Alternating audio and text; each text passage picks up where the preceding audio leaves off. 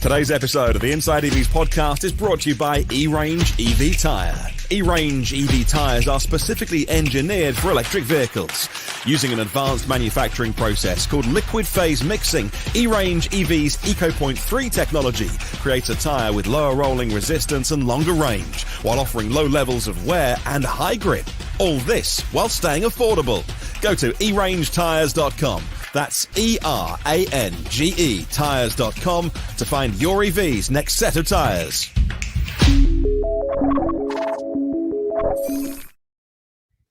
Hello, and welcome to the Inside EVs podcast for January the 6th, 2023. This is episode number 144. Thanks for joining us. On today's show, we'll be talking about the reveal of the Ram 1500 Revolution BEV concept, the Volkswagen ID.7 appearing at CES, and the new brand unveiled by Sony Honda Mobility called Afeela, and its first prototype. I'm Dominic Ioni, Inside EV's forum moderator and Inside EV's editor. Joining us today is the peerless Mr. Tom Malogney, senior editor at Inside EVs and host of the YouTube channel State of Charge. We also have the masterful Mr. Martin Lee from the EV News Daily podcast, which is available on all the best podcast platforms.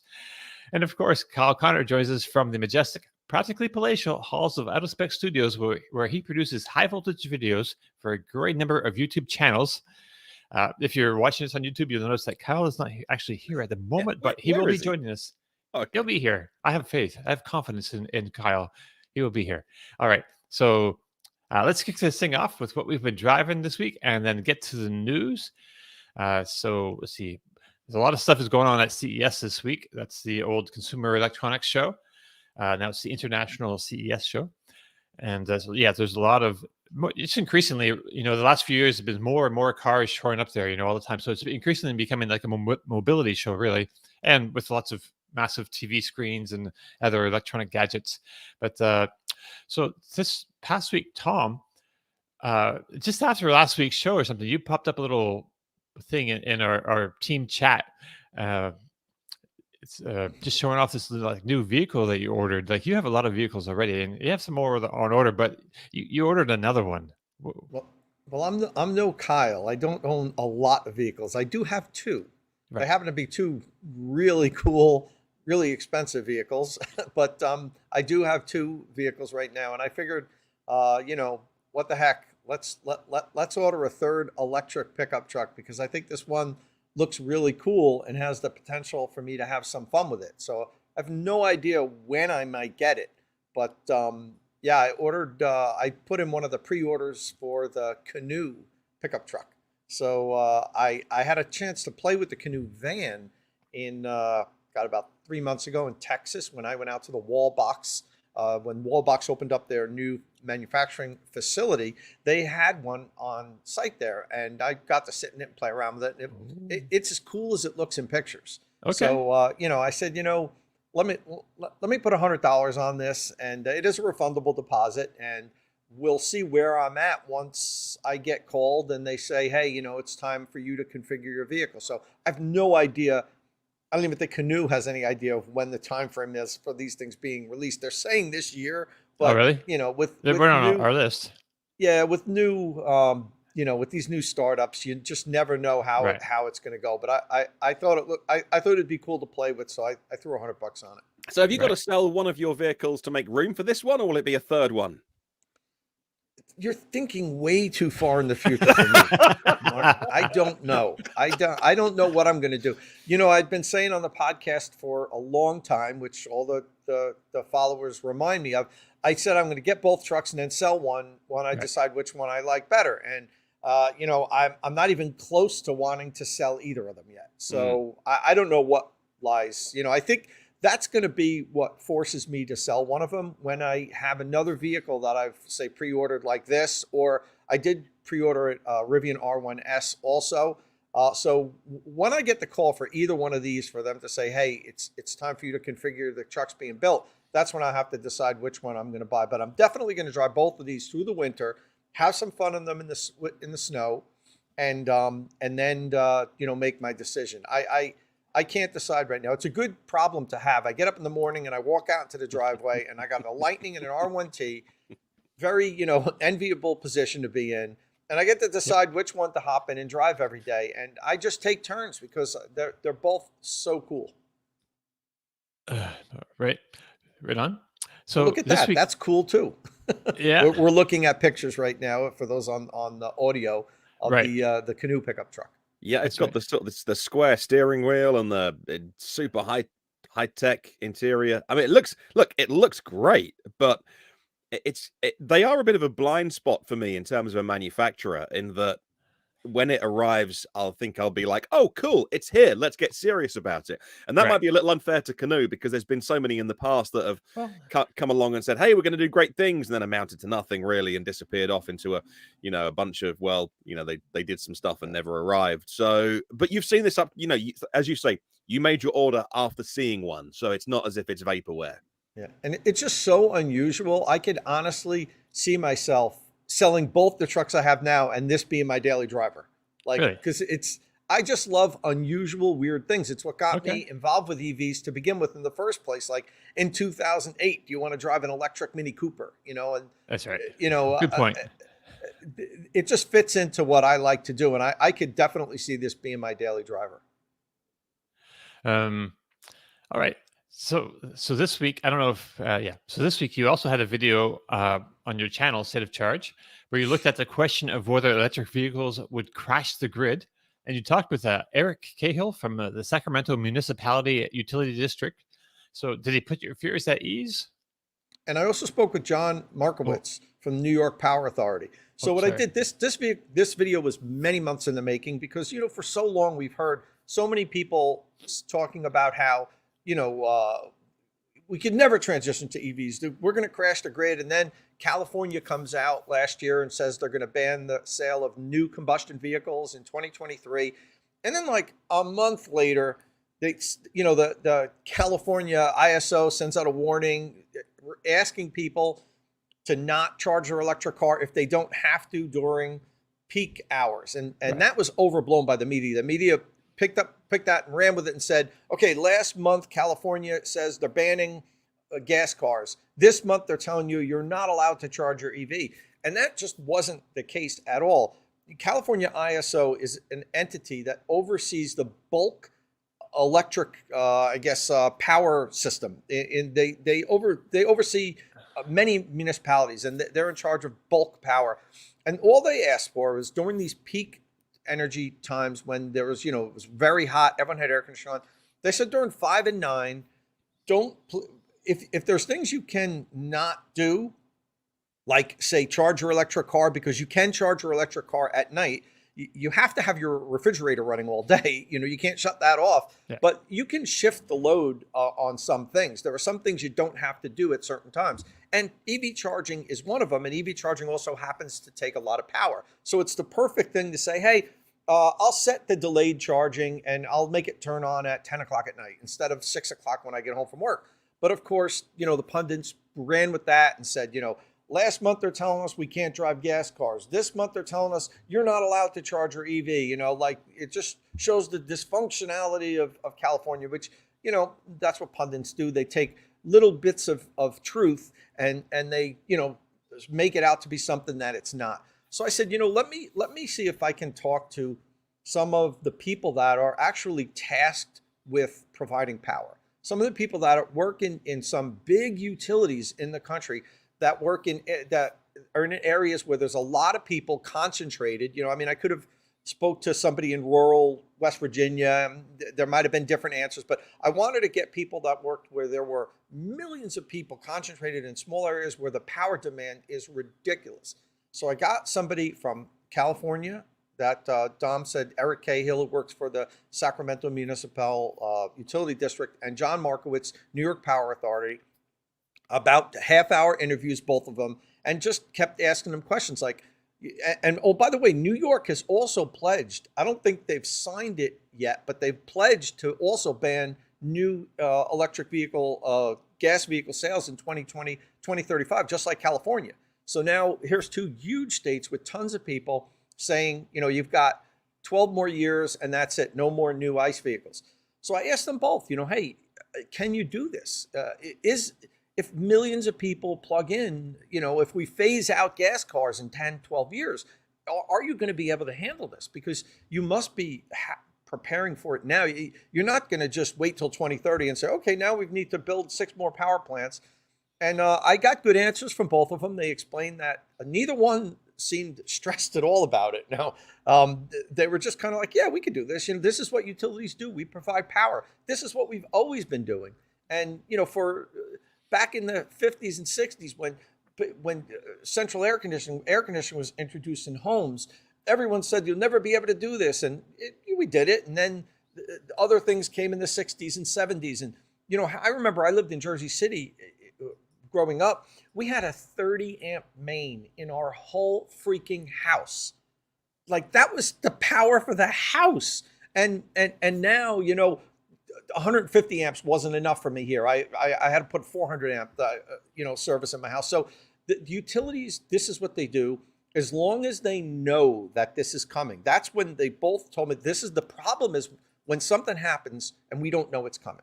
We all know EVs are coming. We all know we're transitioning the fleet in America to electric.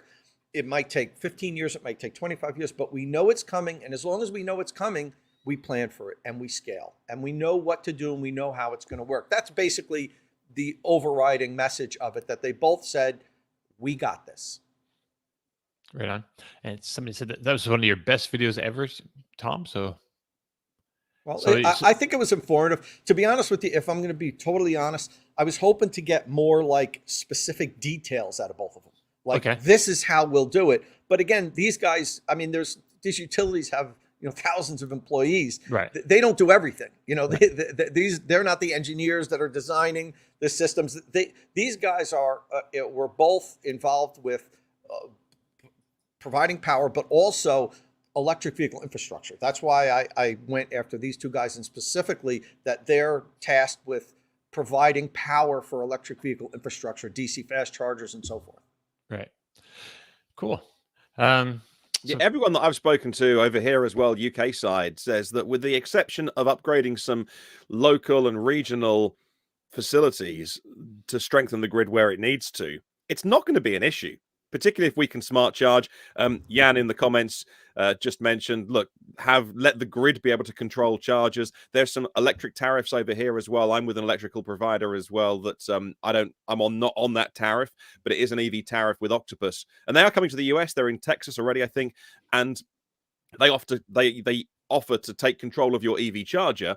In return, you get a very good electricity rate, and you just say how much you want your car charged by in the morning, and they will make sure that it's done, and they'll work out when to charge it. And a lot of people can't get their head around offloading that decision to the electric company. Right. There's obviously a boost, there's an override, and you can turn that facility off.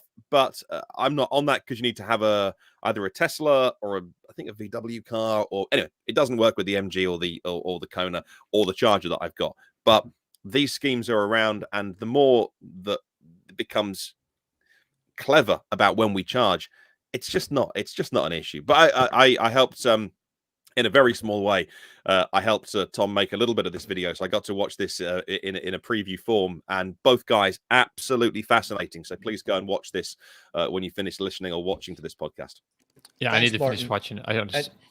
Yeah, thanks, Martin. And what Martin just mentioned is really the first phase of how electric vehicle charging will be more integrated with the grid, as far as your utility, you giving your utility the power to throttle back your charging based on certain parameters that you set, and in return you get a greatly reduced rate. I think that's the carrot there. That if I could tell you, look, right now you're spending $3,000 a year on gasoline. If you buy an EV, you're going to cut it down to $1,000.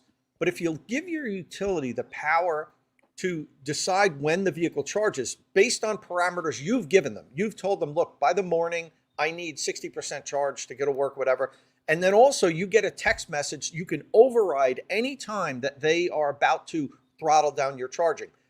If you agree to that, your annual charging is going to be $400.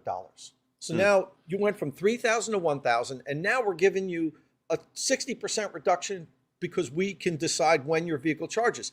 Now you're looking at $3,000 a year versus $400 a year. And I think people are hesitant, particularly Americans, Martin. You know, we don't want to give the power to anybody, you know, like, no, I will decide when my car charges. But I think people will gradually open up to that. But that's the first step. The second step on top of that, and I don't know how many years out this is, but both of the gentlemen that I spoke to told me that both utilities are currently working on it. The next step is not only can they decide, you know, to throttle back your car charging, they can actually pull energy from your battery to help the grid during crisis times. Electric vehicles will actually prevent brownouts. Now, I know every time I talk about this, I get tons of people in the comments saying, no way, that's not happening. No one's going to take energy out of my battery. And it's just one of those things that, you know, 20 years ago, no way will I drive an EV. And now half the people that said that are saying, maybe I'll get an EV.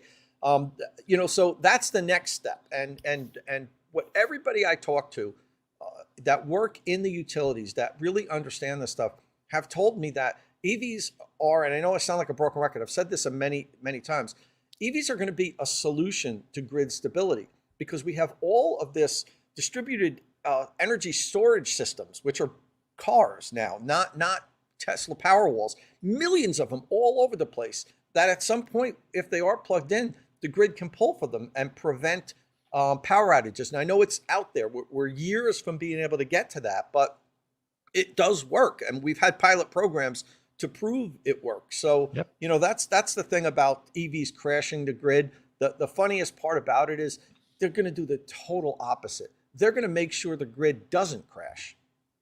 Right. Yeah, this future looks pretty good that way. I think, vehicle to grid is going to really help the whole, you know, stabilization and strengthening of it. So Kyle, you're in Las Vegas this week. You're at CES where all the action is. And we're going to talk a lot about the cars that are there. But before you headed down there, you attempted a bitter cold Nissan Leaf charging experiment this week. I don't know if you want to talk about this or not, but I have it lined up. Yeah, this was kind of a dumb video that we posted. I don't know. A couple of them. A couple dumb videos. A couple of videos. Yeah, I mean, they were all cold weather. We filmed them all in one night. And because we just had that couple days of cold snap, and maybe 2 nights we filmed it. And yeah, just deep froze 2 Nissan Leafs. I had I thought it would be kind of an interesting video. It turned out to be a fail. I had the smallest battery ever offered in the Leaf and the largest battery ever offered in the Leaf. And what I wanted to see was, okay, what does 10 years of engineering do for cold weather charging? And actually quite a bit, because the old one didn't even turn on. Right. But that was actually a fault of a weak 12-volt battery, which we've since saved, and the car is okay. And the new Leaf had such different charging behavior in the cold than our Tesla Model 3. You see, with Tesla, when it gets really cold, you plug it into a supercharger and it takes no power to the battery pack pretty much. It runs the heaters before it starts putting energy into the battery, which helps with longevity. The thing is, even if you charge certain chemistries of lithium battery packs when they're this cold, they'll actually crystallize and you'll never recover that degradation. So it's really, needed for all these cells to be much warmer than where it was now. What's interesting though is the blue Leaf, the new one, just took 3 kilowatts from the start, and that's what was going into the battery pack, and ramped up to 5. So after about an hour, we only put 5 kilowatt hours into it. But that's really not, great. Then in comparison to the Tesla, that basically took no energy, put everything into the heater, and then as soon as it got to a certain temperature, it just dumped the power in. And we got so much more energy, even in a 1-hour period, even without charging for the first 45 minutes, than the Leaf got. So that was the interesting thing. The real fail was our old Leaf bricked during this video, which we've since saved. But it was approaching, but was it minus 18 or something Fahrenheit? You know. Yep, just about, and it even got colder after Right. that. So, After and the video, yes. 12 volts really struggle. Lead acid batteries really struggle in that kind of a cold. And if it's a little bit weak, like the one that he had was, it's no bueno. And you can see me fighting with the Chatamo Right, port the here. cord that was It crazy. was the most. All my force went into Right. trying to turn this thing. They get so cold out there. It's wild. And You need mittens too, by the way. no, I know. You probably know that. Well, this got some for Christmas now, so I'm That's good. I good. got nice warm gloves. I watched making this video and like I realized how cold it was. And I'm like, look, I cannot do that. I cannot go out in that kind of cold without thing on my hands. God. Kyle, Right, watching you struggle with that reminded me, I have a review coming out this weekend of a new charger, the Top Gun Pulse Q.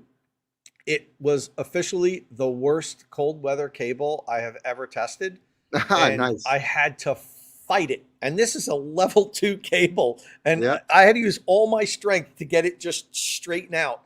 And so if anybody's interested in watching me struggle with a cold weather cable, that video is coming up this weekend. What's it called? The Top Gun? Top Gun, TOPDON. It's a company out of China. And Top Gun. the name of the charger is the Pulse Q. And the interesting thing is, What's I the got, Q for? I don't know. I just got another charger sent to me. I didn't even ask for it. It just showed up. It's called the Mach-E charger, I think. I have it over there. And it's the exact same unit, except in a different color, like a different company. So I guess it's like a white label that a company's making over in China. And everything's the same. It's just a different. And it's funny. I opened the boxes up together and everything, the packaging, it's exactly the same. They just paint the box different. So we're going to get a lot of this now, particularly out of China. Now that EVs are really taking off, and I always recommend people if you're not looking at my reviews, look at other reviews, but don't just buy the cheapest charger you can on Amazon, because some of these are junk. Make sure you know what you're buying. Don't save $50 and then get something that's not safety certified, that the cable's a frozen garden hose when it gets below 30 degrees and the connector breaks when you drop it. So just do your research. And if you buy a good one, it's going to last you, really long time. Yeah. Hey, Kyle. So last week, you also talked about, you talked to us about Rate Your Charge. And then I saw you did a Notice Spec podcast episode about it with Alyssa. So has that concept evolved somewhat over the past week, or is there any sort of update that you want to give us? Yeah, Rate Your Charge is really turned into something pretty interesting, actually. Started it as a Twitter page just to see, are people interested in sharing their charging sessions on a different platform. Everyone's used PlugShare for a long time. PlugShare is owned by a charge point operator. We've seen them altering scores recently to make the stations look more reliable than they actually are. And, it was really born out of frustration from our side that, like, hey, if a station has 1 out of 10 chargers working, in PlugShare's score eyes, that's a 10 out of 10, because in theory you could achieve a charge. And I'm like, well, that makes no sense. So we got to do something with Rate Your Charge here. And right now it's actually a bit convoluted. It's hilarious. We're getting so many check-ins that, like, we're retweeting most of them, some of them, and almost 4,000 followers in just a week. Tons of high quality, rich, really nice video data from experts out across the country giving us real-time info. So we're getting the best data out there from EV drivers, better than the charge point operators have about their own stations. And now what the heck do we do with the data? So that's been the big topic. I've been focused here on CES filming, but a lot of people here, obviously CES tech people, they all drive electric cars. We're meeting so many people who watch our podcast here, who watch our videos on YouTube, and so many of them are aware of Rate Your Charge. So I'm like, okay, this might be a thing. Yeah. And now we just need to figure out what the heck to do with it. Do we turn it into an app? Do we make it a web portal? I don't know. Tom's like, yes. Make an app. Yeah. Hire an app developer. Yeah. Turn it to an app, Kyle, and run with it. You could do that in a month. We'll see. I think. I don't know. I could, easily, that would be not just the US, that could easily be an international thing as well, where people give real life updates on where these charge. I would do it all the time if I had it as an app, or if I had it as a, I've not got involved with the Twitter because it would just confuse things, like, where's the guy in England doing it? Yeah. But yes. I'd happily contribute to it as well and make it an international thing, because not to dump on the existing apps that are out there, but just explain what was happening with the scores, because yourself and Brandon as well, you I think rightly say if you go to initiate a charge at a station of 10, as you've just mentioned, and one doesn't work, you were logging that as a fail, even if eventually you got one to work. What was happening in the background with the people who run the apps to say, actually, we're going to kind of bring all those scores together, going to delete the ones that Kyle's put on? What was happening there? Yeah, so one of the things we noticed was like, okay, if you roll up to a site that's completely offline, the score has some elasticity to it, and quite a bit. It has a lot of history in there. So in my eyes, it doesn't matter what the heck was going on at that station an hour ago, yesterday, a week ago. I want to know, a number or some indication that if I drive there now, am I able to achieve a charge? And that's what PlugShare has always argued and said, our score is a, sort of an idea as to, are you able to achieve a charge when you go to the station? And, we were seeing stations that were completely down or severely crippled, showing 7, 8, 9 out of 10. And I'm like, well, how can an 8 out of 10 be completely offline? I mean, it's 0. You can't charge. And so what we were doing was we're like, okay, I think people can have a bit more influence over this. We know for sure charge point operators, all of the big ones, Electrify America, EVgo, Green Lots, Now Shell Recharge, Blink, they all monitor PlugShare for drop in station performance. They don't necessarily have a monitor to read all of the comments, but they know, hey, if my station went from a 10 to a 2, something's going on and we need to look into it. And even their techs appreciate this too, because we've had a few Electrify America technicians comment in and say, like, we really need to know when a station's bad by the plug score. So we decided to plug in at each attempt and log each attempt as a check-in, which actually makes a lot of sense to me, because it doesn't matter if it's 30 people trying or you try 30 different stations, that's 30 attempts to plug in. So log each of those. So we basically say, okay, you get to one, doesn't work. Log that as doesn't work. Get to another one, doesn't work. Boom, doesn't work. Get to a good working one. Boom, log that as working. And the idea here is really to paint a better picture and a score to fix chargers. And what PlugShare happened to be doing was consolidating all of these and saying, oh, you actually charged, so actually that was successful and the station's good. And we really saw them side, unfortunately, with network operators rather than drivers in this case. And no surprise, they're run by a network operator. So, in my eyes, we really need a driver-centric app that is all about drivers fighting for more reliable charging, more ubiquitous charging. And unfortunately, that the only way to do it maybe is just to do it ourselves. I'm not totally sure. Yeah. And unfortunately, I wish you didn't. Like, the best situation is if you didn't have to do this, but we're not in that situation. We're in a place, not just where you are, but here as well, where reliability is a real issue. And, for years we talked about, let's get chargers in the ground, and also said, let's keep them running as well. But so much more attention should have been paid to what's the ongoing service contracts and what's the uptime, and our governments and, the legislatures getting involved with making sure that it's seen as an essential service like electricity and running water, etc. That this is, and indeed over here, petrol stations are regulated. It should be treated like that. So we should have paid much more attention before now. And unfortunately, I wish you didn't have to do this, but I think I think you do have to do this. Yeah, I think there's an interesting aspect in the data that we can gather. We're going to issue reports to network operators to say, here are the sites we found today that require immediate attention. We'll, of course, make that publicly available. Because we're getting so many check-ins, we'll be able to see how many days it takes them to actually fix their stations, get them online. We'll be able to see, did their app say the station was online or offline, especially with Neue funding coming, 97% required uptime. Is going to be interesting. We'll see who's lying that their chargers are on and who's telling the truth, and who's put in the technology to do this accurately. So there's a lot of different areas we can get into. Ultimately, hopefully this doesn't have to be a thing in 3 or 4 years, and we can just go back to making videos. Yeah. But people in the comments are saying it can easily be abused, but all user-generated content can be abused pretty much if you wanted to. There's Amazon has a fake review problem.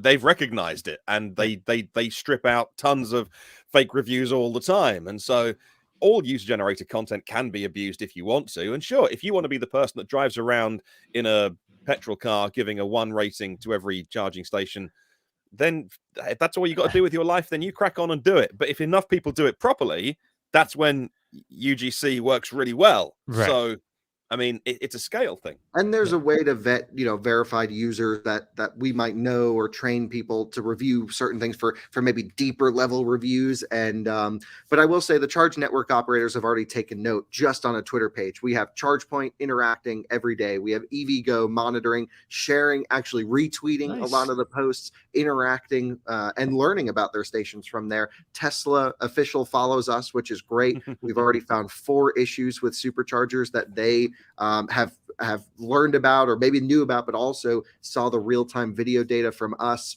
and have expedited fixing things. So we know we're making a difference already.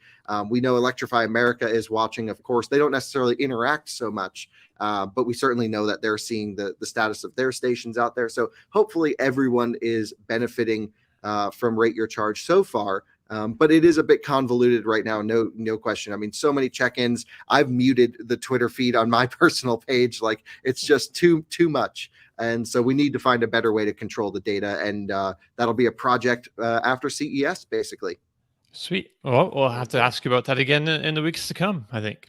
Yeah, it sounds like a great project. I'm looking forward to seeing. I need to go over to Twitter, actually, and look at some of these. I haven't been over there, but yeah, cool. I kind of get up to speed. Mark Richards asked, isn't this what PlugShare was supposed to be? So Mark, PlugShare has evolved over the years. Yeah. When PlugShare first started, back, God, I remember it was 2008, 2009 when I was first driving, it was just that, sharing plugs, because there were very few public charging stations. What it was people that owned electric vehicles would share their home charger. So right. I was listed with my address, and somebody could, if they were in the area and they needed to charge, they would call me and say, hey, I'm in northern New Jersey. I need to charge somewhere. Can I come to your house and charge? And then, you'd either say yes or no. And I had people come to my house and charge back, in like 2009, 2010. Yeah. But then as public infrastructure started, becoming more robust, it shifted more to people reviewing public chargers. And then the owner, this was back probably 13 or 14, somewhere on there, decided it was becoming too much of a hassle. I don't think he was making money on it, and it went for sale. And I thought about buying it.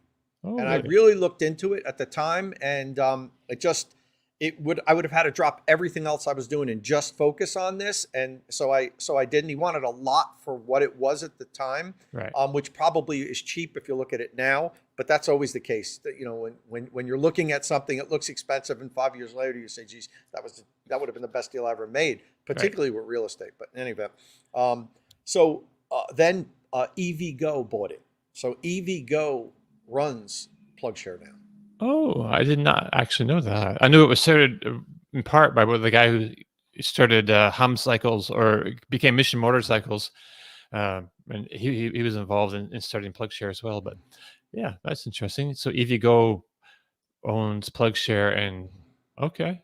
So to answer your question, Mark, no, it wasn't started to rate charging stations. It's kind of evolved into that, right. But its initial mission was to find charging stations for people that were trying to get around with electric vehicles, but there wasn't any infrastructure, and it's evolved ever since. All right. Hey, so let's dig into some news real quick here. But first, there were some people asking about for a Bolt update earlier in the chat. Trust me, they were really. Multiple people want to know if you've bought your car yet. So I have not. Oh man, my God. I mean, I'm close. So Bolt update. Credit union loan is approved. I'm ready to go. I just need to find one that is actually on a lot without a $5,000 market adjustment or a $2,000 dealer package for nitrogen in my tires and the flashing brake light. I found a dealer south of me a ways that has a special channel for Bolts. They get first dibs on stuff coming into the region, and I'm on speed dial with them. So as soon as something comes up, they're going to just call everywhere in the country, because they got charging and you got EA, and you can go on a road trip, right? Listen. For anyone watching this, if you can find Dom the Bolt that he eventually buys, Ice blue metallic, please. I will personally send you a $50 Amazon gift voucher. I will personally do it, because I'll chip in too. Make it $100. Okay, right, $100. You guys. All right, 150. We're in for. You know what? Just make it 200. We'll split it 3 ways. Find Dom a bolt. I'll have to pay. Actually, I'll put it in this, I guess. If you've got half 50 an hour bucks. spare tonight on the internet, and you just, if your partner is watching some trashy TV program, just search around the US, find Dom his ice blue Bolt. If it's the one he eventually purchases, you got yourself a nice voucher coming your way. Dear God, we want you to buy this car. So the problem is that, like, they put out listings out there, but they're not actually on the lot. They're like in transit, or they're not allowed to sell it for some reason, or there's all kinds of things going on where you try to buy something that's on cars.com or cargurus.com, and it's not actually, or on their websites. I found, you go to the dealership website and they have cars, and you call and nope, we can't sell you that for whatever. There's it's. Can you imagine the dealer that eventually sells you this car? Can you imagine the publicity they're going to get from this podcast alone? Like, if you know a dealer, like, just connect them with Dom. They're going to do so well out of this deal. Kyle, when he does get his Bolt, you and I have to go to the dealership and record like the handover ceremony of him getting his keys and everything. Yes. Oh, we'll do Dom's Bolt delivery. We'll make a reviews video about it, and maybe we should play some tricks on him or something. We'll like lock the handbrake on and leave it at 1% state of charge, so he can't actually go anywhere. Yeah. So I guess the details. I need an ice blue. What is it? Ice blue metallic, or actually, I think they're changing the name to Tide Metallic. So and under like LT1, pretty much base, like with no extra add up. And they did raise the price this week. Actually, I have that $900 more now. So the price did go up. You guys were right. The price did go up. Not a huge amount though. So I can deal with $900. That's 3 extra payments or something. I mean, it came down $6,000 last year, so it's a steal. It's still a good deal. All right. So there's tons of things happening in the electric vehicle world this week at CES. With that in full swing, we have lots of coverage on Inside EVs and Motor One. And if you subscribe to some of the out of spec channels, you'll get to see a lot of things that are not necessarily headline news, like on our sites, like fast charging equipment and vehicles like the Desert Beaver from smaller companies. So Kyle's got this great video of him and Alyssa walking around. I don't know how you got in there before the people are setting up the booths, because they kicked me out when I did that. Oh yeah, no, you just walk with speed. Right, like you're supposed to be there, right? That's Which the thing, I was John. doing. You probably were like looking around, like making eye contact with security. Right. You just walk like you own the place. And No, that's kind of what I was doing. I was trying to. you'll be fine. I Hey, always we've did done that. this every year at CES. Somehow they haven't kicked us out yet, because we are not allowed in there during this. I say in the video we have special permission. We had no permission to be in there at all. We were just filming everyone setting up. But it's great. I mean, I thought it was really interesting to watch. So I mean, I enjoyed it. Because just bouncing from booth to booth, and there's not crowds of people in your way. Well, just people setting up the things. There's forklifts and stuff going on. Anyway, I just enjoyed that.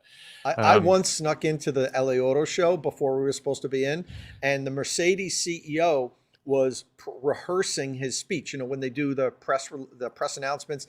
And I was just standing there watching. There was like 6 people there, and somebody came over to me and they're like, "Do you belong here? Like, you're not supposed to be here. We're doing a private, recording." And I'm like, "Oh yeah, I'm working over with, Volvo, and I just was walking by. I thought it was interesting." And I just kept going. But anyway, that's my sneak in early story. And also the one with ChargePoint that we talked about here previously, where I took the picture of the ChargePoint home charger with the Tesla connector before the show opened, and then Tesla called ChargePoint and said, "Take that thing off the floor immediately." So right. Anyway. All right. So we only have a limited time, so we have to just talk about the main kind of bigger EV debuts. So I guess we'll start with the biggest, and I think that's the Ram Revolution concept that has finally been revealed, and we now have an idea. Physically, it's bigger. So we now have an idea of the approach that the Stellantis brand will take to compete with the Ford F-150 Lightning, the Silverado and Sierra EVs from GM, and the Tesla Cybertruck, and I guess the Canoe. So there's not a whole lot in the way of performance figures out there yet, but we do know it will have an 800 volt architecture that will allow for a peak charging power of 350 kilowatts. It will also have dual motors, four-wheel steering with up to 15 degrees of articulation on the rear wheels. And it's also got like a ton of little tricks involved here. So I'm going to rattle off a couple real quick. It's got an extendable bed and a mid-gate that opens up the bed in the cabin, like the Silverado EV. It's also got fold-down jump seats in a third row. There's a pass-through to the frunk, a la Bollinger, if you remember that. So you could carry like 18-foot-long lumber if you needed to, or what have you. 18-foot-long fishing rods. I don't know. The steering wheel is collapsible, which I don't understand that either, but it has a follow mode, so you can ghost ride the whip if that's what you're into. It has something called a RAM charger that is a little robot that senses if your truck is near in the garage and needs a charge, and then it will position itself under it and then charge it inductively. And then I understand that RAM is going to unveil like the production version of this in just a couple months. So I suspect that that's what we're seeing here is pretty close to what we'll see then. It'll have regular mirrors. Doors will open like normally, back to front. And I think the roof won't be that one piece of glass so much. It'll probably be, segmented into at least a couple segments. That's a crazy glass roof on this concept. It's pretty neat. So, Tom, Ram is the last American truck maker to show off some sort of pickup. Does the 1500 Revolution concept give you any confidence that Ram can come up with a compelling product here? And what do you like most about it? And what do you like least about it? Well, yeah, I think that they can come up with a compelling product, and sometimes you benefit from being last. Sometimes, Right. Ford benefited from being first, but they also,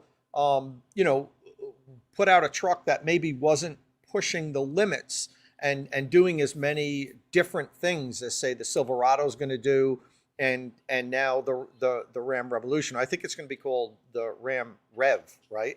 Right. I think it says Rev on the back. I don't think it should be called the Revolution. That's the concept name. Right. And it's, Don, it's hard to say what I like. I'm not going to take a specific thing. What I'm going to say is I like the fact that they are they're pushing the limits, and they're doing creative things with the vehicle. They're not coming out and just like what Ford did and just making an electric Ram, like everything the same. They've said, okay, what can we improve upon? What can we make futuristic? I love the rear wheel steering. It's one of the things that I so wish the Lightning had. I tell you, when I had the Hummer here for a week, I loved turning that thing around in my driveway. I have a big landing by my garage, and it was so easy. But both the Lightning and the Rivian struggle. I have to make 4-point K turns just to turn around. And the Hummer, it was so easy. It was just two movements and I was out. So that's great that's going to have that. I think the styling looks really cool. I wonder how cool the production version is going to be, because obviously they're going to have to change some, quite a bit on this door to handles. get it to production. And we've all seen awesome looking, concepts turn into hideous looking vehicles with only small tweaks from the original concept. You don't need to change a lot to make something ugly. And I'm not saying that's going to be the case. I'm just saying I want to see what it looks like. Like that they're going 800 volt.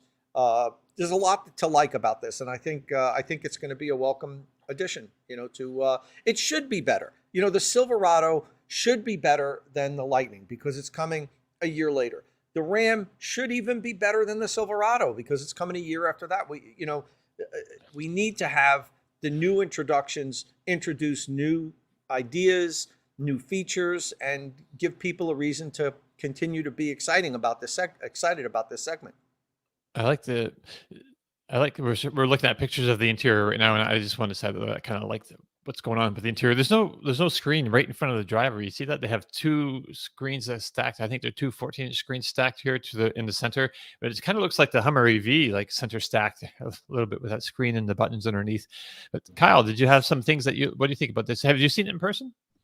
Yeah, just in passing. I'm supposed to film with it actually today, but I think I'm not going to. Really? bit concepty. I hate concepts. Sure. But I mean, And like, yeah, just show us the damn truck. They're so late to the game. right. You know, F-150 Lightning is already on sale. I'm seeing them driving around the roads. It's doing real work.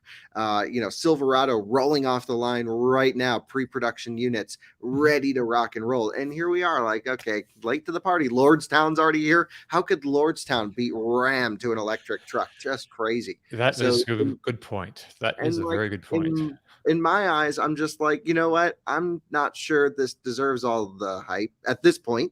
I want to wait for the production version. I want to wait until the specs are confirmed, and then maybe I'll film it at that point. It's got a decent sized front. It's kind of weird dividers in there, but I imagine they come out. I'd like to hear more about that. There's a lot of, they didn't tell us a whole lot about the details of it. I guess we're gonna, but it's also, like we said, only like 2 months before they show the production version, which is a really short period of time. So there's still lots to learn about this thing. It's using the big STLA platform that for vehicle on body or body on frame kind of vehicles that they'll be using. I'll probably make vans and SUVs with as well. Martin, anything struck you about this? You're muted. Oh man, that sounds embarrassing. That's all right. I like it. I think it's traditional truck styling, but updated for EV era. If they can come in a couple of months' time and put some more flesh on the bones, and it looks anything like this, not just the CGI that we've got, be really, really happy, because this is going to add more to the mix. An interesting thing that with the just the importance of trucks as well, just to constantly remind myself. Like, I was looking at the Silverado sales figures this week. I think they published the 2022 numbers, and it was 500 and something thousand. Does that sound right? Yep. And it's that's just Silverado too. There's a Sierra on top of that. Just a reminder to myself, like, how big a deal trucks are for you guys. And so, yeah, anytime we start to electrify stuff like this, really excited about it. Yeah, they're 1, 2, 3 in sales every year in the U.S. Martin. Wow. So important. Yeah. Right. So I don't know if you want to say anything more about the Revolution. Maybe wait till it comes out and we'll talk about it. But overall, I saw like one shot of it like a few days ago, but it was under embargo. I couldn't talk about it, and it was just taken at the wrong angle, and I was like, this does not look good. But it's really growing on me. I think it could be and I liked all the little nifty little tricks. So I'm kind of curious to see what they're going to show us in a couple months. So Volkswagen is also at CES this year, and it's showing off its ID.7. So this is the first electric sedan from the brand. And like its other electric products, it sits on the MEB platform. So this wasn't exactly a full reveal. That will only happen sometime in the second quarter of this year. So it's still covered in a camouflage, which is a multi-layer of electroluminescence paintwork. The ID.7 was previewed by the ID Aero concept that we revealed last June. One of the highlights of this car is its range. So it's because it's got a lower aerodynamic profile, it can get a lot more range of the battery. So it's likely got the large 82 kilowatt hour pack, 77 kilowatt hour usable. So VW says it should be good for 433 or 435 WLTP miles, 700 kilometers. So it could get close to 400 miles in the real world. Kyle, I know you got to see this up in person, and you have a couple videos of it, including one of the short reveal ceremony. So what were your impressions? Yeah, not it's the same formula we would all expect for a Volkswagen electric sedan. Love that it's a hatchback, seems to be the right size. The one I'm actually most excited for is this will have either a shooting brake or maybe even a full wagon component to it later on. That's gonna be the spicy meatball that we're all looking for. I didn't get to play around with the inside at all, but based off of my Volkswagen software experiences, I really hope that they got it right with this new generation. I have actually some meetings with Cariad tomorrow to discuss what the heck they're doing to the Volkswagen brand. And Cariad, just to remind our audience, Cariad is a software company that works with Volkswagen, or that is Volkswagen. They are Volkswagen. That's right. They basically stuffed all the software engineers from each brand in one building And then we got a lot of software bugs as the result. So, got to see what's going on with those guys. And I mean, overall, I mean, is there much to complain about here? It's built on MEB, which is proven to be a very nice platform to drive. Looks great. Nice big 15-inch touchscreen, backlit controls now. They put the air vent controls in the screen, which some people will love, some people will hate. I don't know. Nothing pushing the limits here. I think not 400 miles in the EPA cycle or real world. I think, we'll see maybe, if we're lucky, it'll be just over 300 miles in the EPA cycle is my guess, but still great range. And it should charge really well because that new version of that 82 kilowatt hour gross battery pack that's in ID Buzz charges like a monster. No, you get peak speed of around 190 kilowatts, but it just rockets all the way to the end. It's really great. Nice. I like the big screen. The 15-inch screen, I think, is an improvement because that lets down the ID3, ID4, I think, with the smaller screens. And so, and also the driver's display looks more integrated, less kind of plonked on top, but a little bit more kind of just nicely worked into the dash there. I think the inside looks really nice. And then we've got to wait for the next generation to get the steering wheel back. So it was too late. This steering wheel comes with the horrible slidey buttons. They're going. The normal steering wheel returns, but not with this one. Okay. I agree with Kyle as far as the version of this to really wait for is the station wagon. I was at the 2019, I think it was LA Auto Show when Volkswagen introduced the ID Space Vision, they called it. And that was like, I think it's what this vehicle is basically, the station wagon version of it. And it looked really cool. I mean, it was a pure concept. We weren't even allowed to sit in it, but it just looked really cool. It had great aero. I think it was like a 0.23, drag coefficient. Of course, you could say whatever you want with concepts, but I thought that was really, I was hoping that was going to make it to market sooner. I mean, that was 3 years ago. But hopefully that's what the station wagon version of the ID.7 turned into, because I thought it looked awesome. Well, if you're watching this on YouTube, we were showing some pictures of a ID.7 with just a little bit of camouflage. It's got some fake looking exhaust pipes on the back and like a little fake grill in the front, but you can kind of get a good idea, maybe even better than looking at the camouflage version of it at CES of what's going on there. But still, like you said, the actual full reveal only happens in was it the second quarter? Yeah, of this year. Yeah. Yep. So let's move along to something else. All right. So Sony surprised the world a couple years back by showing off a pair of concept vehicles. It then created a joint venture with Honda called Sony Honda Mobility to make vehicles based on those original concepts. Now, Sony Honda Mobility has just launched a brand and have brought its first prototype to CES. The brand is called Afeela, and the prototype appears to be an evolution of the Vision S concept car. So talking about that name a bit, CEO Yasuhide Mizuno said the word feel is at the heart of the mobility experience they want to build, where the car both makes you feel something and also senses what you feel. I don't know. Afeela is teaming up with Qualcomm and Epic Games to help power the entertainment technology that the company's vehicles will feature. Movies and video games were quite prominent in the presentation. So the design of the car is super clean, and I'm going to come out and say that I like it in pictures. I haven't seen it in person, but in pictures, I like it. And I've heard lots of uncomplimentary things about both the design and the name, which is fine. Everyone has opinions. There's still a good bit of time before the first Afeela leaves the showroom, however. Pre-orders will only start in the first half of 2025, with the first cars arriving in the spring of 2026.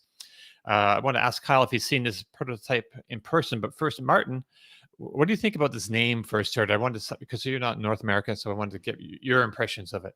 What do I think of the name? Yeah. It's a pretty terrible name, isn't it, for a brand? I don't know. I want to get your opinion. Is it? Yeah. If we're talking about what car my wife and I are going to buy next, and she says, "Hey, what would you like?" and I'd like Afeela, and she goes, "That's nice for you, but what car do you want next?" Like, it's not your birthday. Come on, like Afeela. That just sounds like something you get in trouble for. Like Afeela. Come on, what have you got? Afeela? No, thank you. So I will give that one a miss in terms. But that's not even the name of the car. It's the name of the brand. But the Right. car is now to 2026, and Sony and Well- Honda have been prevaricating on this for so long. Of course, they didn't tell us anything apart from 45 cameras and sensors and things, and they said, "Oh, it'll have a very powerful computer." I'm sure it will in 3 years' time. Of course, it's Sony. You'd think it probably would. The next thing we'll know is they'll tell us, "Oh, you're going to be able to play games inside it from your PlayStation." No, really, Sony, you surprise me. So there's nothing they told us about this car apart from showing off what it looks like, and people in the comments are already saying, actually, the Vision, what was it, Vision S01 or something, or the Vision 01S was a far better looking car. So I'm going to go and have a look at that now and bring it up on screen. But Sure. yeah, like, I mean, it's what the thing about CES becoming a car show, which is fine, obviously, is that it's the tech side of cars that they use it for, and a lot of the tech announcements are just announcements, and there's nothing here about the stuff that we all get excited about with EVs. So it's okay. Terrible name. Right. Well, I feel a song coming on, but before, so before we turn this into some like weird musical, Kyle, did you see this Who thing in have a person? song, Afeela? I can't Okay. All right. Then my little jingle. Yeah, absolutely. Yeah, I've never really done commercial work before, commercial like songwriting before. I'll do that. I could get. Take I that can't money. imagine wrap my head around getting paid for music, but anyway. So Kyle, yeah, what That's did you see this thing or what? It's the Vision. No, I've been just if I see it, I'm going hard right. I'm just avoiding it.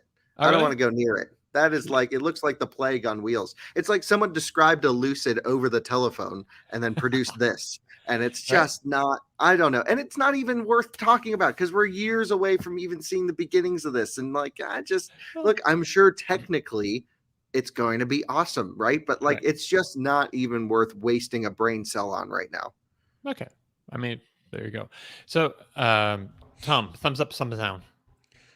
Probably thumbs down. You know, the Vision S concept was so much nicer than this, in my opinion. This looks like a, Lucid Air crossed with a Lightyear one. It just looks, yeah, it's got some Lightyear in it because it looks like it's not holistically designed. Yeah. Lucid up front, Lightyear in the back. It looks soulless to me. Okay. It just looks like, it's like an appliance. But hey, let's see when Okay, I don't mind being the odd man out. So let's move on then. So BMW are also at CES this year, and they brought the iVision D, which is another concept vehicle. This one sets the stage, the stylistic stage for the new class vehicles that are coming in 2025. That's only 2 years away. The first of which will go into production in 2025 in the form of a 3 Series sized electric sedan. So D, that's DEE, stands for Digital Emotional Experience. And one of the things that you notice about the interior, so we're looking at the exterior on the outside here, but the interior is kind of at least as interesting as the exterior because there are no screens in there. All the driving info is going to be apparently on a heads-up display that extends across the full length of the windshield. And I understand that you're supposed to be able to see this from any seat in the car. So people in the back seat, the passenger seat. Generally now, when you have the display on the windshield, only the driver can usually see what's going on there. So they have some interesting technology coming up with that. So this is to help keep drivers from having to look down at a screen and take their eyes off the road. So it's for safety.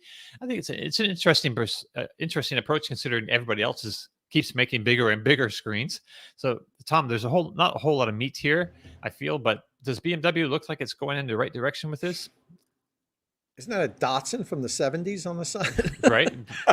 B 210 or something, right? Yeah. I do like. I'm not like Kyle. I'm not huge on these concepts, but sure, I got to give BMW credit. They do really good concepts. In my opinion, they have the best, like, wildest concepts out there. It's fun to see the direction they're going in, some of the things that they're talking about, but we're not going to see anything like this. It's the technology. Hopefully, it's a testing bed for future tech, but it's not reason to spend too much time on this. It's cool, the things that they're showing. You saw the headlights kind of like blink like real eyes and everything. Oh, really? I didn't. Yeah, see that. it has some really cool tech in there, and it's good to see that they're doing cutting edge stuff like this. But we're not going to see anything like this. Right. This is not even based on the actual car that's coming. Right. But I just did think it was interesting that, and I don't know if the BMW is right about this, about screens going away and just using the front. Like, what if you're charging and you want like a theater experience? I mean that's something that some companies are selling or thinking about. BMW is selling it. They offer the BMW theater screen. Right, it folds down from the rear seat. Yeah, and the new Right, i7, and then they're like, oh, no one wants screens, but they're putting all the screens in this car. Right, thank you. Okay, that's what I'm talking about. Like, I was a little confused when I started. We have on Motor One this morning. There's an article about somebody, the CEO, I think, of BMW, talking about fewer screens or something. Xpeng has it too on the P5. Okay, so let's talk about something that's not a concept vehicle. Let's talk about some issues with the IRA. That's the Inflation Reduction Act. Oh, can we talk more CES before we do this? Oh, sure. Yeah. Go I have a full video of the Volvo EX90 just went up at the start of this podcast. Oh, sweet. So that's here. They have 2 of them at the Google booth. It's the most in-depth tour you'll find on this car yet. I'm going to go film the Polestar 3 here today as well. Oh, sweet. Fisker Oceans are here. Going to drive one, hopefully. VinFasts are here. I'm going to drive and film the first one. That they may not let me in the car because they know I'm going to be pretty critical of it. I already have some things that I'm just like, whoa, this is not great. So we'll see. Maybe it'll drive awesome. We'll have to take a look. And so many electric cars, so many chargers. Just want to mention very briefly, Autel coming in with a full new DC fast charger line. Reviewed an EV box charger yesterday. Actually was hugely disappointed with the specs.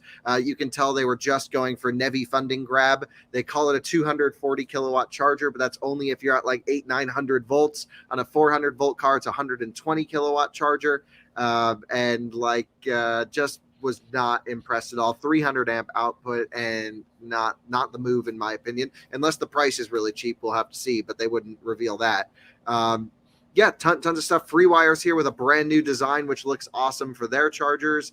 And it's just pretty insane here at CES. I mean, I was supposed to leave last night, and now I think I'm going to spend an extra 3 days filming because I'm going to film Lyric. I've never seen one before, so this is the first Lyric I've seen.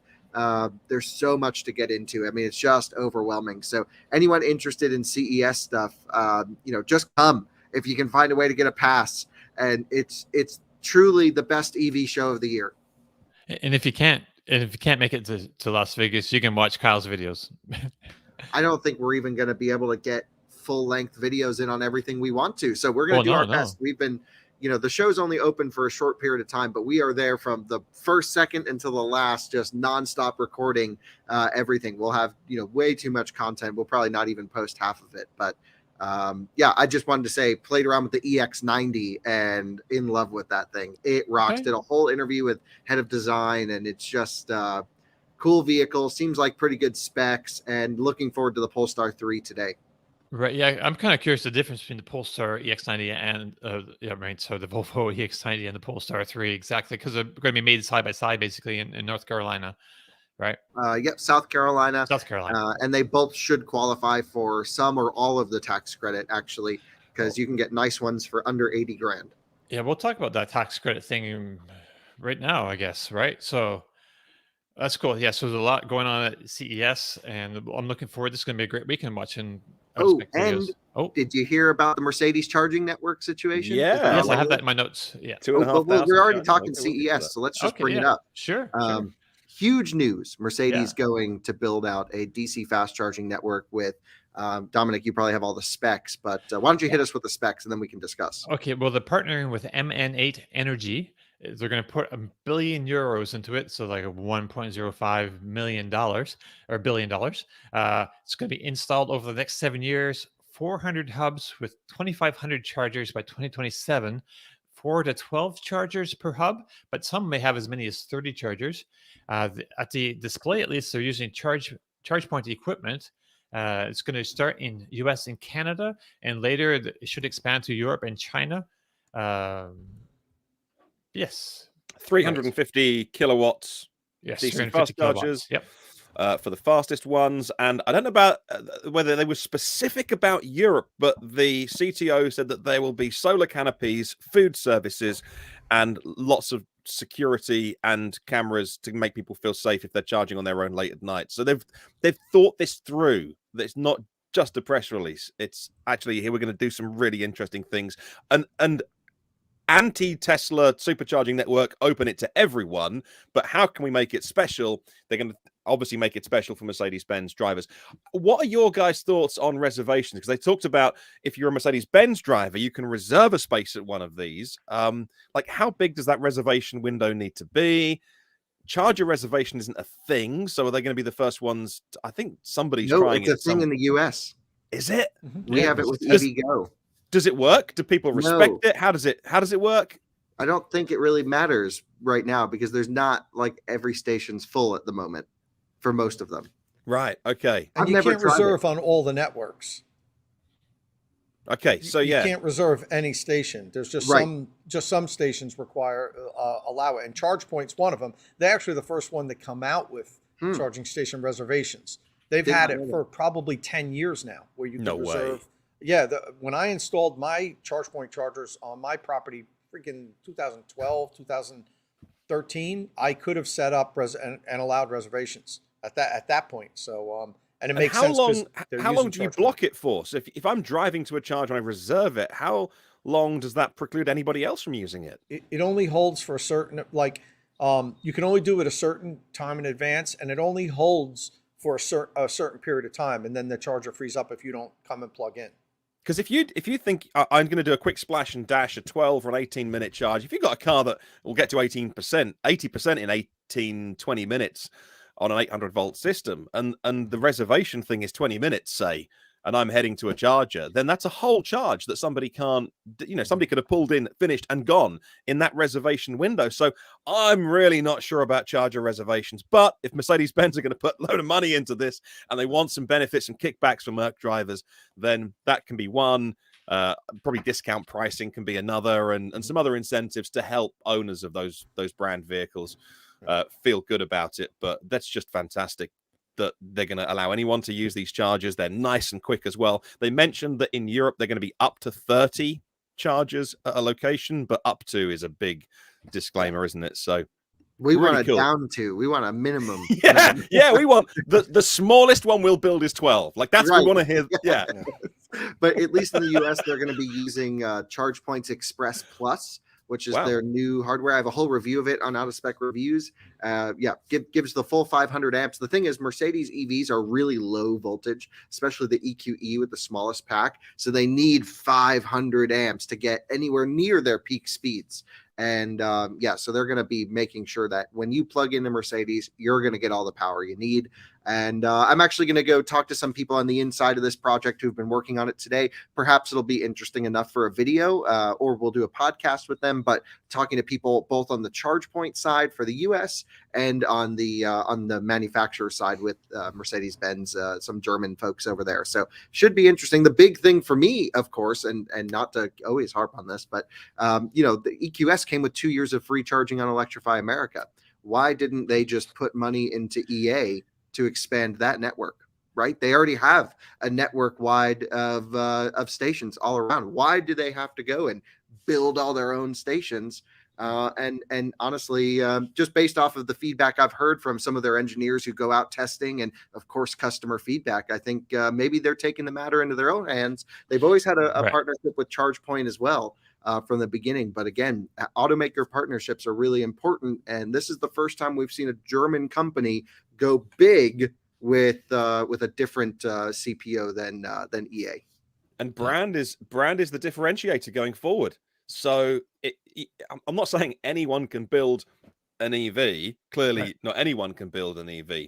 But in 100 years of brand building in combustion land, electric vehicles are going to shake everything up. It gives new entrants and new companies, as we've seen, a chance to get a market share. The Chinese companies can come in as well. Startups can do well. And so actually all of that 100 years of development of making combustion stuff, if you're a Mercedes-Benz or a BMW or a Volkswagen, etc., your world is being turned upside down. With a brand like Merc, no one's going to say, very few people, this podcast is a little bit of an island, an oasis, but very few people will be like, "Oh, what motors are you running inside your Mercedes-Benz electric vehicle?" "Oh, I got my internals from Vallejo, you know." So very few people are, whereas in combustion land, people go, kind of crazy over the technology inside it, and will say, "Oh, I'm a BMW guy, I'm a Mercedes girl." And so actually brand is the differentiator. And if you can then own the charging experience, and if your brand can be, as to assume with Tesla, the best looking, the most reliable, you arrive with your Mercedes, you plug in, it connects instantly and just charges. That's brand, and that's going to be in 10 years time the any reason that you would buy that car, not that car, not that car, because under the skin there's not going to be a huge amount different. I think Another thing to point out about their network, they're not trying to build like a coast to coast network. From what I understand, a lot of the stations are going to be concentrated in areas like urban areas and places where there's a lot of people, rather than open up corridors. Like you won't be able to drive coast to coast on the Mercedes network. And also to temper enthusiasm, I mean, this is great news, and it's good, more and more charging stations to be installed. That they talked about $1 billion investment, I think, in North America by 2027, and they're talking about 400 sites with 2,500 individual chargers by the end of 2027. So that's 4 years from now. They'll have about half of what Electrify America has installed today. Right. So this isn't an Electrify America competitor. It is complementary, Yes. And which is great, which is what we need, more and more of these. And it's great to see manufacturers put this out, but I just want to make sure that we're not equating this with that they're trying to build out a nationwide network of chargers. I don't think that's their Well, their damn, plan. don't we wish they do? We do, right? Well, I know- would Yeah, be I'm not amazing. exactly. I'm not saying we don't wish it, Kyle. If they could bring like the kind of reliability that they have with the cars to a charging network, that would be something I think we could all get behind. Well, I mean, that's up to the CPE 250s working in mass scale. Right now, I'm 50% uptime on these units. 50% they work great, and 50% I wasn't able to charge. Yeah. I have to try them more. There's only one installed in Colorado. There's 2 installed in Maine, one at their headquarters in California, and I'm pretty sure that's all that's out there. And So that's these what they're going to units- use. Yeah. And who's these monitoring these? Who's repairing them? Right. Who's in charge of service and uptime? Do we even know? Did that That's come what I'm out? I gonna- didn't read it. I'm Because doing it's- today. There's Mercedes, a M&8 charge point, Energy. and then they have, what's the name of the other company? that- MN8. The Yeah, letter yeah, and M, that's a the letter N, spinoff and 8. of who was it? A big finance company. Oh, so- really? Jeez, BlackRock or something? yeah, I forget who it was. Geez, I can't believe I can't remember. Anyway, they like, I think, sell wholesale renewable energy, and it was a spinoff of one of the leading financial institutions, like a group of people that work at BlackRock or one of these companies decided they're going to go into this renewable energy field, so they started this company, and now, so we, the ChargePoint is the only say partner that has any experience with electric vehicle charging, managing equipment. Yeah, Goldman Sachs. It was a group of people inside Goldman Sachs that spun off and started this MN8. So we don't have any idea of what's the entity managing it, who's going to take care of the uptime. And as you know, the devil's always in the details. It's great that we're having all these charging stations, but if half of them don't work, it's just pouring the federal funds down the drain, because I'm sure they've got their hand out for some of these federal funds, to build this network out. But isn't that the point of car makers doing it themselves? Is that they've got skin in the game then? Because if EA doesn't work, then apart from a few people that know it's VW, no one really comes to any harm. Just EA gets a bad reputation. Whereas if it's a Mercedes charger, like a Tesla charger that's not working, that's the brand, and that's all you've got left in EV world. It's a risk. Uh-huh. If you turn up and it's Mercedes' name above the door and it's not working, I think they'll get fixed quicker. I agree that would be, an incentive, but I think a lot of people know EA is Volkswagen. So Do they? Okay. Well, it depends. I guess you're right. I mean, Probably a lot of people don't. I do talk to people at the charging stations, and I have had people say to me if they had problems with their ID4 or what a lot of people complain to me about with their ID4 is that it doesn't have plug-in charge, and they're like, I can't believe this. Volkswagen owns this network, and it Right. and I don't have plug-in charge. So I'm like, okay, they know, I think more people might understand what's going on than what we always think or realize. I also just wanted, that's an interesting comment. Half the troubles at charging stations, maybe more, are people just trying to activate the chargers. And it's like not a very hard process to get the app up and to swipe, but this is the majority of it. So I really think they should just send everyone RFID cards. And I know it would annoy some people, but just something that you don't have to open your phone, because especially with older drivers or people that are not so tech focused, which are a lot of people buying electric cars because the older generation's the one who can afford them. They really are having trouble with this whole activation. And it's just a disaster that Volkswagen doesn't support plug-in charge here on their own network, when at least in Europe they do with Ionity on software 3.1. But even that didn't work great for me. And it's just like, okay, crazy. Yeah. So let's move along to talk about the IRA a little bit. So this week they've released. I don't really have this written up properly, so excuse me if I fumble my words a little bit here. But there's been a few issues cropped up with the IRA. That's the Inflation Reduction Act. And so there's some incentives, federal incentives, some rebates, tax rebates that have come into play. They've taken over from the previous federal tax rebates that George Bush, I think, put into law, or I guess it was signed into law by Obama, but it was brought up by Bush. Anyway, some vehicles are eligible for $7,500 and some aren't. It depends. There's a price cap for SUVs and sedans, $55,000 and $80,000. And then there's a couple different issues here that's come up. First of all, and it's just basically of what is an SUV and what gets this, this rebate, this incentive. And one of the vehicles that came up this week that gets the full incentive is the Ford Escape plug-in hybrid, the FEV. Crossover. It's eligible for the full credit since it's classified as an SUV, but it's smaller and less efficient than like the Ford Mustang Mach-E and the Tesla Model Y, which some of those aren't classified as SUVs.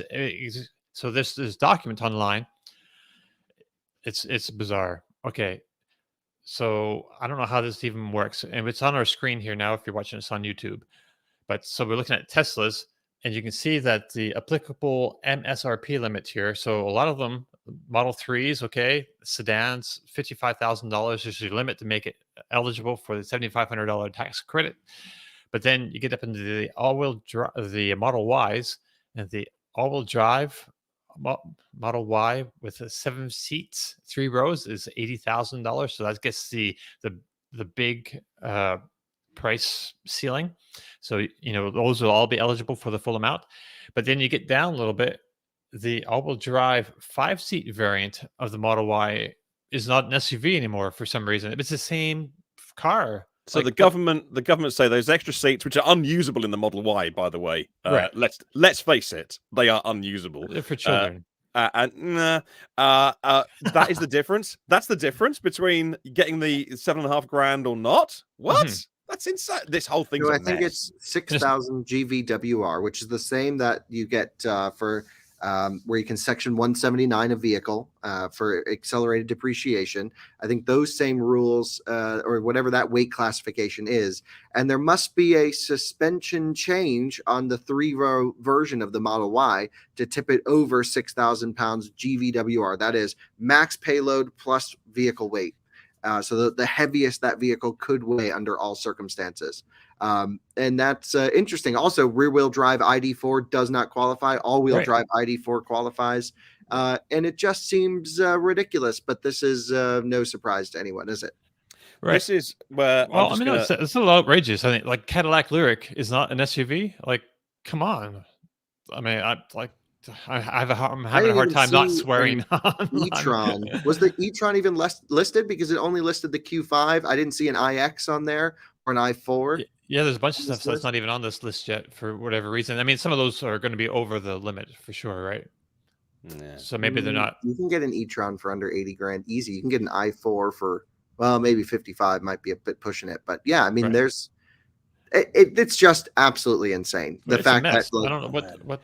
I understand. I understand the Tesla fans' frustration on it. I've had so many comments this week from people saying, why aren't you addressing this on your podcast this week, Martin? And I need to do probably a whole show on it. And it's specifically just for the my US listeners, because this is where I get their frustration that Elon Musk is the only person that's allowed to comment on Tesla, the only executive that has a public profile. They haven't got a PR department, so he is the company, and he is obsessed with Twitter. And so I don't care. He can do what he wants. I'm not a shareholder, and I know people get very upset with him for not spending as much time on Tesla. He's tweeted he hasn't missed a Tesla meeting because of Twitter. Whatever. But I do get the feeling that if Twitter wasn't around, all that I've seen Elon Musk do is reply to comments from like hardcore sort of YouTubers or Twitter people, the hardcore Tesla fans. Like that's his bubble, and he's replied to their tweets to be like, yeah, this is crazy, man.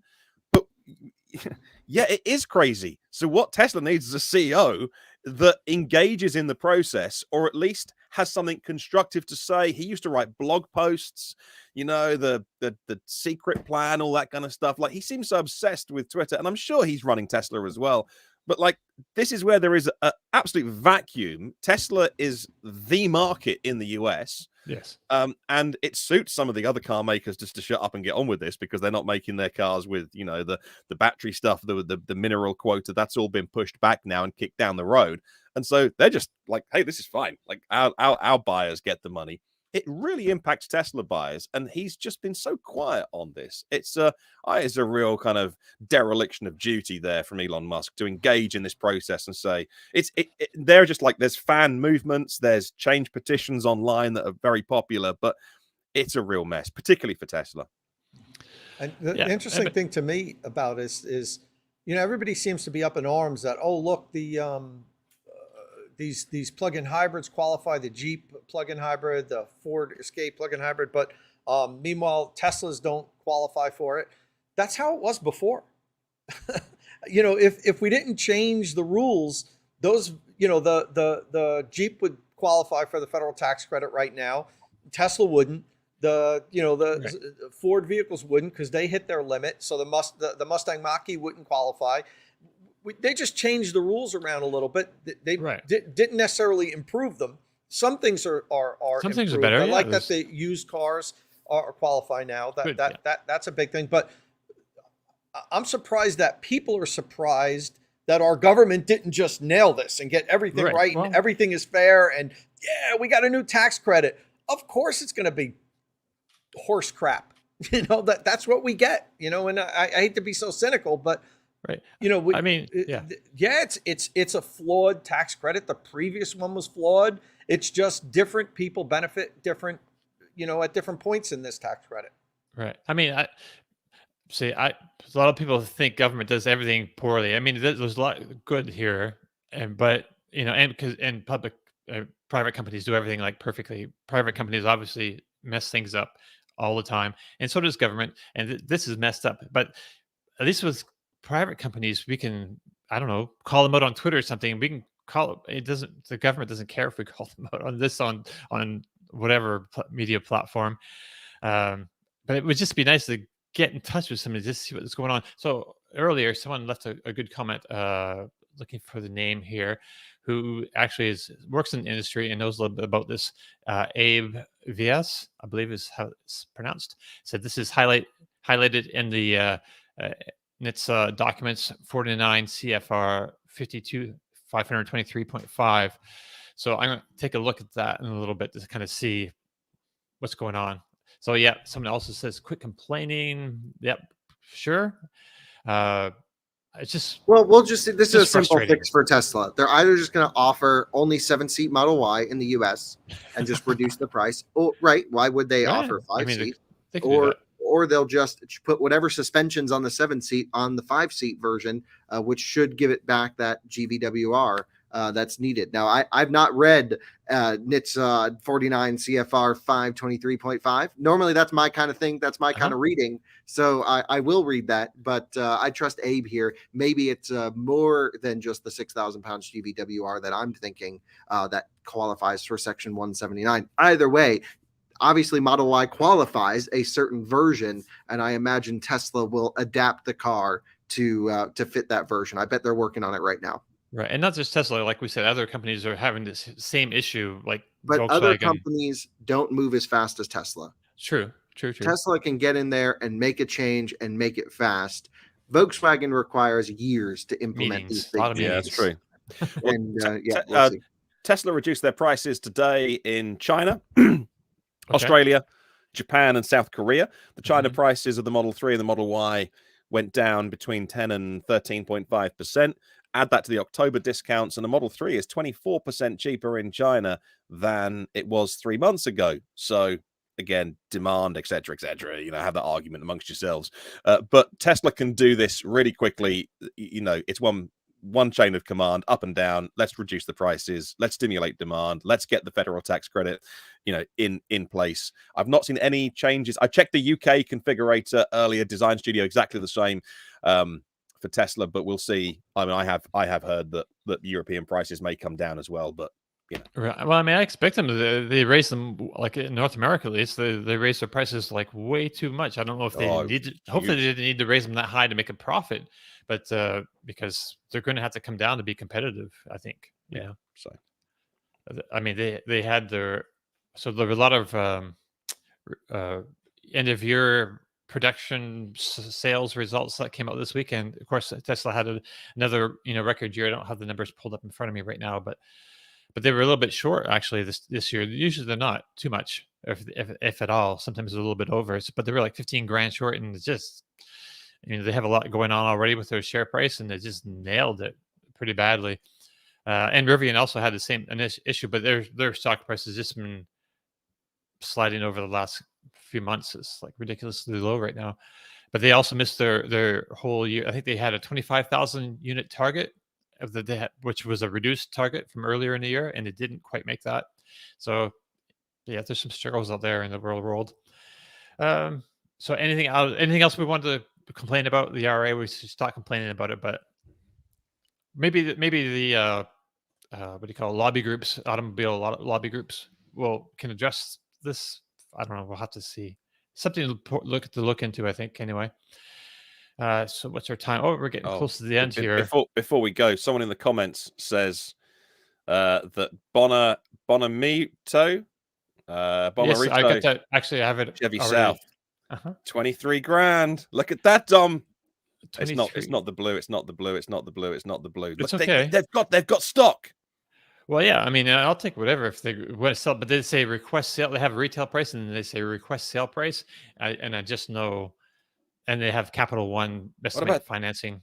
These ones in Clearwater. This is Dimmitt Chevrolet in Clearwater. Yeah, they have a $2,000 upcharge on their things, where they give you nitrogen in your tires and a flashing brake light. Hey, say you don't want it. Dimmitt, you know, come on, this is Dom. Dimmitt Chevrolet. So that 26,000 turns into 33,000.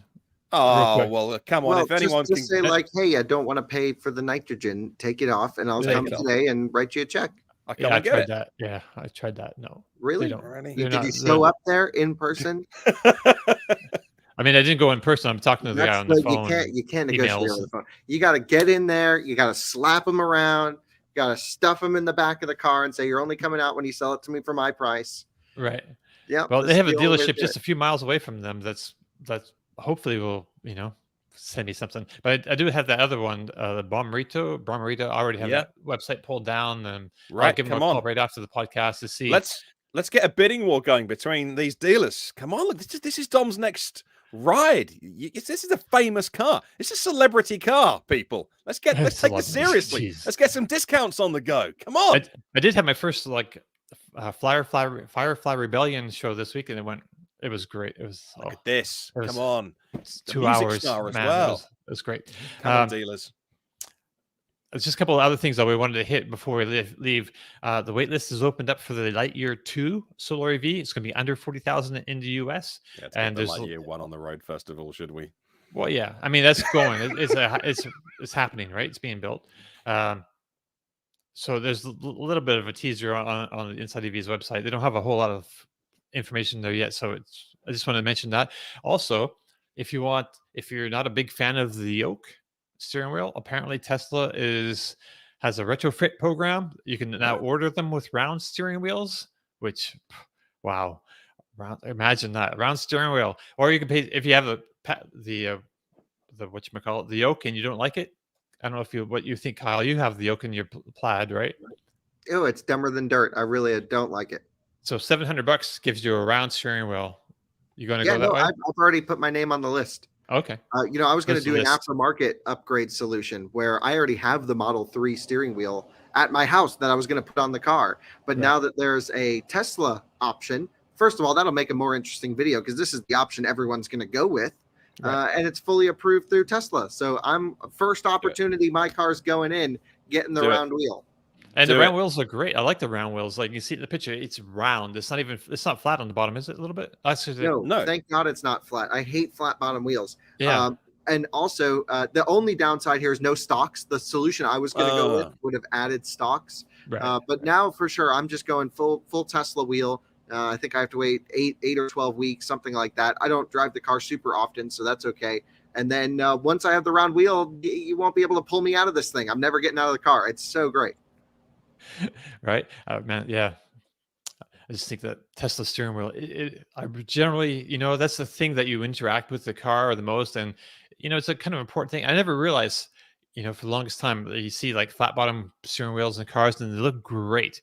Not that fun to drive with. I think Bolt has one actually, a bit of a flat bottom in it. It's It's don't because think- of the racing pedigree, of course, of the Bolt. Of course. Yeah, like, please make them round. It's just, it just works. Anyway, anybody else want to bring up anything before we end? That's genius, by the way. Tesla made the car worse and Right. then will charge you extra to make it as good as it would have been without the charge. That's just brilliant. Like, what a great business model. I love them so much. I'm almost wondering if it's like a demand kind of thing. They just want to like boost demand more. I don't know what No. the resistance Elon demand is was- for this.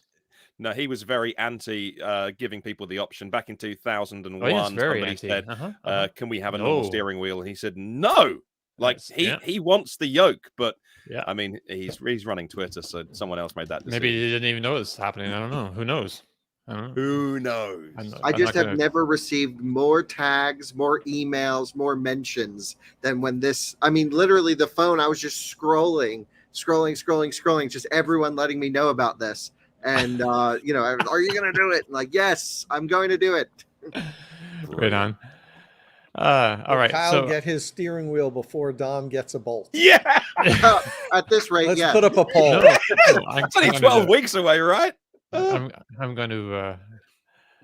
I'll have that Bolt. I'm going to give Rachel down at the dealer a call right after this, actually, just to see what's Go going visit on. her. I want to Don't make sure that call I'm on her. her Go speed in dial. person. They want to see that you're I mean, they're in serious. You're there Clearwater. I person. have Yeah. to rent a car to drive down there. No, Uber over no. there. Yeah, just Uber over there and say you're not leaving this Uber. dealership until you put me in the Bolt for the price that it says on the website. They got 50 of these things. They want to sell them. Right.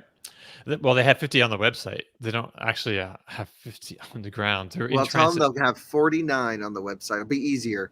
Yeah. Yeah. Well, okay. We'll see. I'll do a bunch of calling right after this. But I think that brings us to the end of our show. If you have any questions or comments, you can leave them on the Inside EV's forum podcast thread or on our YouTube or Twitch comment sections. If you like the show, please give us a thumbs up. Thumbs up. Right. If you're watching this on YouTube, don't forget you can find and follow our panelists on Twitter. Follow Tom Logney at Tomolog. That's just 2 M's. Martin Lee is at EV News Daily. Kyle Connor is at It's Kyle Connor. And I'm at Dominic on post.news. Martin's brought it up here on, if you're watching this on YouTube. Look at that. That's what post.news is. There you go. Yeah, Wow, it looks that like looks worse than Twitter. I'm sorry, but that. Yeah, that no, really it's is not the still social in network. beta.